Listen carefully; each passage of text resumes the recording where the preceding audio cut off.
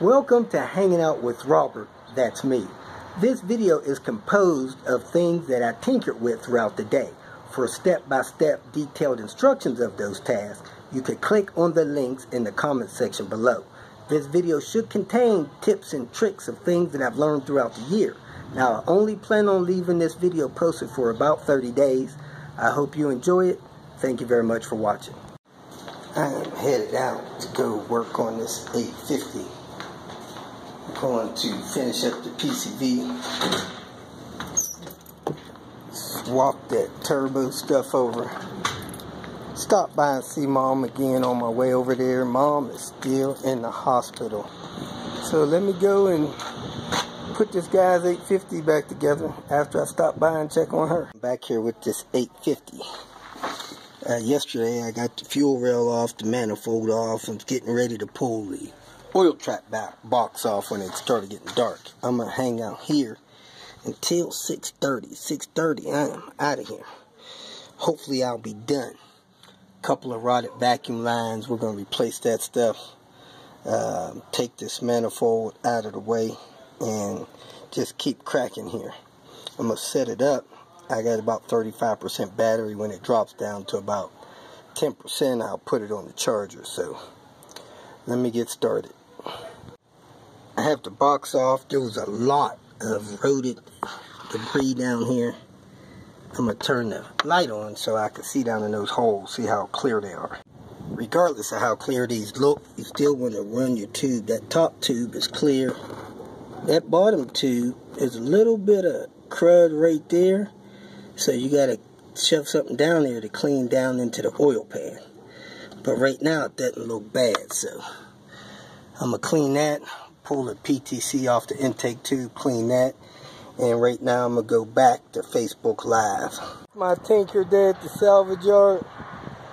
Man, looks like an 850 NA here. This thing is rough.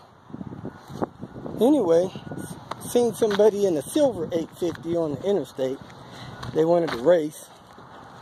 Cat and mouse on the interstate for a mile or two. But if you don't know how to drive, you can get spanked by an NA on the interstate.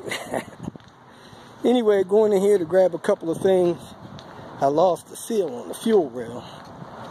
And going to check out a couple more things. I'm close to getting the seats reupholstered on Panther. So I really would like to find a seat with better seat cushions. That would feel better getting redone. But let me see what's going on here and take it one day at a time. I am in the junkyard. I'm going to go over to Facebook Live on the Robert DIY page. So if you're not a member or have saved or favored Robert DIY, you won't get this notification. So if you want to see me tinkering live, you can go to Robert DIY. I tinker live there a couple times a week. And while I'm there, you can send me messages, but I really can't respond to them because I'm working. So here goes nothing. An 84 turbo 244. It's got the turbo symbol on the back. Car looks in great shape. Got the black trim on the doors, black trim around the windows. Interior door panels look good. Tires look good. Wheels look good. It's actually a shame that this car is even in this junkyard. Look at that. Nice dash. Instruments.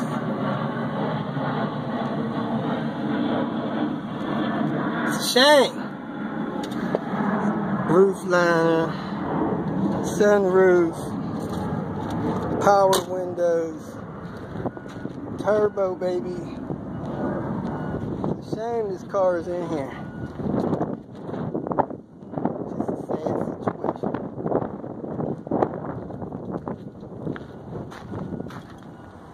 Had everything but the rear shades. I'm going back to Facebook Live.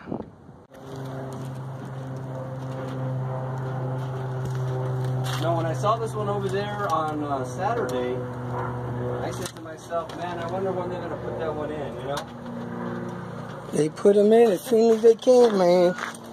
Usually next business day. Is it? When they put it in that little corral? That's the crack. That's the crack. Got this out of a 240. I don't know why the 850 don't have a pod this nice. With the red 850 getting a bigger turbo and stuff, I never believe it when they say it's going to rain in Albuquerque, because normally the stuff comes from the west, gets close to Albuquerque, goes around us, ends up on the other side of the mountain. But it actually rained here. Last night it rained, and now today it's raining. So I'm going to try to get as much as I can get done here right now. And hopefully I can have this car running before this day ends, even with it raining off and on. Too big on working in the rain. However, I need to get this done. So we'll work till it starts raining again. Then we'll shut it down and stop and start with the rain. I got this turbo just about off. From what I know, I got a bracket on the back of the engine. I have the oil line and this coolant line right here. I think I brought one of these coolant lines here so I can replace this thing. First thing I'm going to do is take a couple of those exhaust manifold studs, soak them in some PB Blaster in a cup so that I can get the nuts off of them and get the manifold gasket to hang on the back of the engine when I'm going back on. So let me get some PB Blaster in this coffee cup I have and start soaking a couple of those nuts. We have a problem down here. Look at all this oil on the back of this dang on engine. The back of the car is misted up with oil. We got oil this high on there. So my guess is that this oil is probably coming out of this oil pan. Maybe somebody fooled around with. Or out of this turbo drain. Because it looks clear up to that turbo drain. Looks washed down. So let's assume it's coming out of this turbo drain. We'll have to replace that seal there. Can't tell if there's a seal there now, but it doesn't feel wet. I don't know where else this oil could be coming from this high. When you get this bolt out right there, that goes over to your turbo supply. So also probably need to take that bolt off there. I already got the exhaust loose. So let me pull that bolt right there. That bolt on the back side of this bracket right there. And see if this comes out. That doesn't look rusty. Right there. The threads of the bolt doesn't. So that may just come out without any problems. Take that bolt off. The oil supply off over there. The 1 or 2 bolts I got still in the manifold, and this turbo should lift out.